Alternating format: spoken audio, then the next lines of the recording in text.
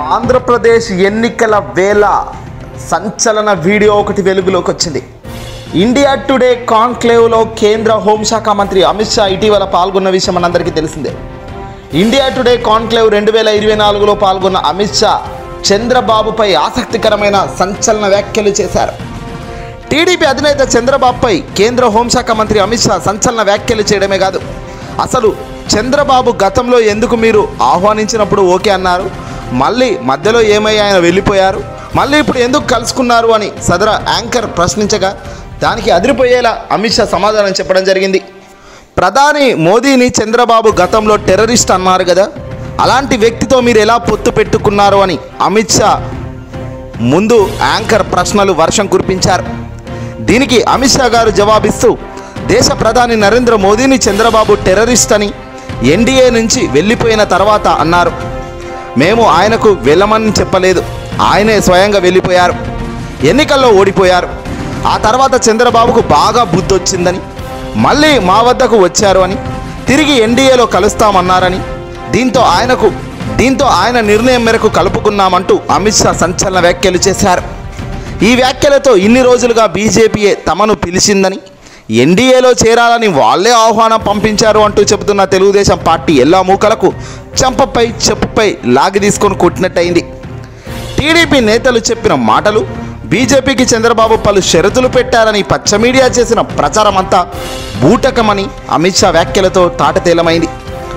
ఓటమి భయంతోనే చంద్రబాబు బీజేపీ పెద్దల కాళ్ళు పట్టుకున్నారు అని, ఏకంగా స్వయంగా ఎన్డీఏలో చేర్చుకోవాలని బ్రతిమలాడే పరిస్థితి వచ్చిందని అమిత్ షా స్పష్టంగా చెప్పారు. ఇండియా టుడే కాన్క్లేవ్లో అమిత్ షాకు యాంకర్ మరో ప్రశ్న వేస్తూ, పార్లమెంట్లో వైఎస్ఆర్సీపీ కొన్ని బిల్లులకు మద్దతు ఇచ్చింది కదా, మరి అలాంటప్పుడు ఆ పార్టీతో ఎందుకు పెట్టుకోలేదు, చంద్రబాబుతో ఎందుకు పెట్టుకున్నారని అడిగారు.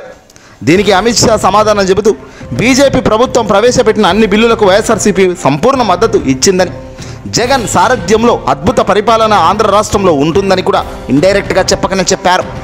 కొన్నిటికి మాత్రమే మద్దతు ఇచ్చింది కదా, అది కూడా ఆ పార్టీ సిద్ధాంతాలకు అనుగుణంగా ఉండటం వల్లే తప్ప బీజేపీ కోసం కాదు.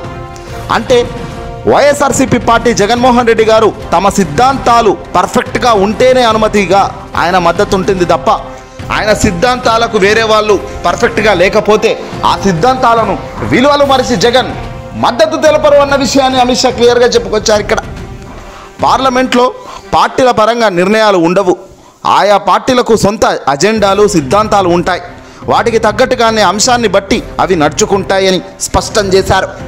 ఇక్కడ అమిత్ షా చెప్పిన రెండు వ్యాఖ్యల్లో ఒకటి తాటతెల్లమైంది. పదవుల కోసం వెంపర్లాడేది ఒక చంద్రబాబు నాయుడు అయితే, విలువల కోసం నిలబడే వ్యక్తి జగన్ అనేది క్లియర్ కట్గా ఒక్కసారి ఈ వీడియో చూస్తే మీకే అర్థమవుతుంది.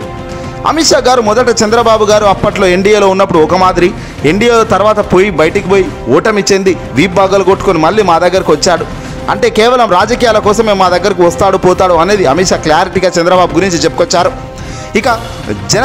ఇక వైఎస్ఆర్సీపీ జగన్మోహన్ రెడ్డి గారి గురించి అమిత్ షా చెప్పిన విషయం ఒక్కటే, సిద్ధాంతాలు అనుగుణంగా సిద్ధాంతాలకు పర్ఫెక్ట్గా ఉంటేనే జగన్ జై కొడతాడు, సిద్ధాంతాలు విలువలు లేని చోట జగన్ ఉండడు అన్న విషయాన్ని క్లియర్గా చెప్పుకొచ్చారు. ఏదేమైనా ఇక్కడ ఒక విలువైన విశ్వసనీయత ఉన్న వ్యక్తి జగన్ అయితే, కేవలం రాజకీయాల కోసం వెంపర్లాడే వ్యక్తి చంద్రబాబు అన్నది అమిత్ షా నోట కూడా రావడం కూడా ఆశ్చర్యం. ఇప్పటిదాకా చెప్పిన ఎల్లో మూకల దాడులు, మాటలు, ఆగమాగం అంతా ఉట్టదే, అంతా ఫేకే. ఇది వాస్తవం, ఇది అసలు కథ. ఇప్పుడు చెప్పండి రా మిత్రులారా, ఎవరు ఏంటో ఈ వీడియోని అసలు లైక్ కొట్టి షేర్ చేయండి.